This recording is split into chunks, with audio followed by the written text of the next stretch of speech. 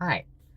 Last time I filmed a video in my car like this, I came on and talked about how I felt like I was too far gone. I didn't say that my life was over, but I thought that because of medical transition, that I had sentenced myself to living life as a pseudo-mediocre man, and that was just the fate that I had, talking about the long-term effects of testosterone. Now, an update since then. At the time, in early October, I was still on testosterone, and in late October, I decided to stop cold turkey. And so it's been a little over 7 months since then. And I've noticed some changes. I've noticed behavioral changes in terms of how I process things, how I process emotions, crying, all of that stuff. Just kind of stereotypical, but it's true. Testosterone does have an impact on my brain and how I process things. Physical changes as well, body fat redistribution, hormone levels, and all that stuff. But largely speaking, most of the changes are permanent, and that's fine. I've come to a point of acceptance with the current circumstances. My voice is this way. It's going to stay this way. My hairline, obviously I'm growing my hair out. I kept buzzing it until about January-ish, and then I was like, okay, we're going to try and grow it out and see what happens, and I'm trying some naturopathic stuff, but, my hairline is still receded. It's not coming back. Hopefully it's better, especially as it grows longer. But a lot of the changes are permanent, and also, I had a double mastectomy. I had a double mastectomy, and I'm obviously, my breasts are not going to grow back. That's just not going to happen. I had laser on my face, but, I still have permanent body hair growth. I still have permanent hair loss, permanent voice deepening, permanent changes everywhere.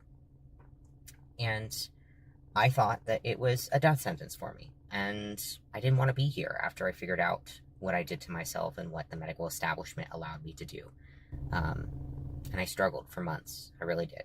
So why am I logging on now on a new account where I didn't want to bring too much attention to myself? People have found it helpful when I speak.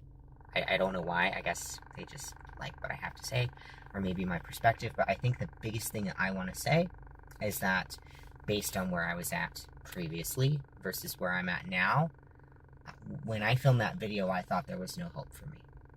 And now, several months later, I don't know what happened. Sometime in late April, I think a switch flipped for me. Because I cried for months. I was grieving for months. I was mad. I was angry. I didn't want to be here. And I kept trying to hang on. Because I knew it wasn't an option to kill myself. I mean, it is an option, but it wasn't realistically an option. I have a purpose. Just don't know what it is yet, and I know I don't want to live, but I have to keep going. But something flipped in late April for me, and I don't know what it was.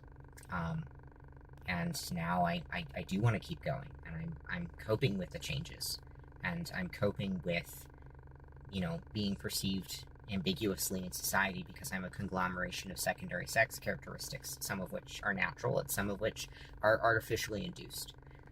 But I'm coping. Is it easy? No, it's not. But I'm able to move forward, and I am moving forward, and I've accepted that this is just the reality of things, but it also doesn't have to sentence me to a certain way of living forever.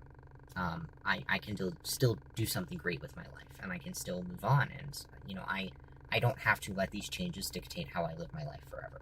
And I think I'm beginning to heal, which is not something that I thought even a couple months ago I could say. So, I guess what I'm trying to say is mainly for people who think that they are trans, or that they regret things, or that they're too far gone and they just can't go back. You're never too far gone to return to who you are. And that might look different for anybody. But it's not bad to question things. It's not bad to look at why you decided to transition in the first place. And it's never too late to take a step back from things. And don't let anybody dictate that timeline for you. You've got to do it on your own time. But I guess the whole point of this is that I want to tell anybody that is in the throes of regret, in the throes of grief, is questioning where they're at with things, that it does get better. I don't think this shouldn't have happened. I don't want this to keep happening to other kids and vulnerable young adults such as myself. But my life is not over because of it, and I think we're a lot more resilient than we realize.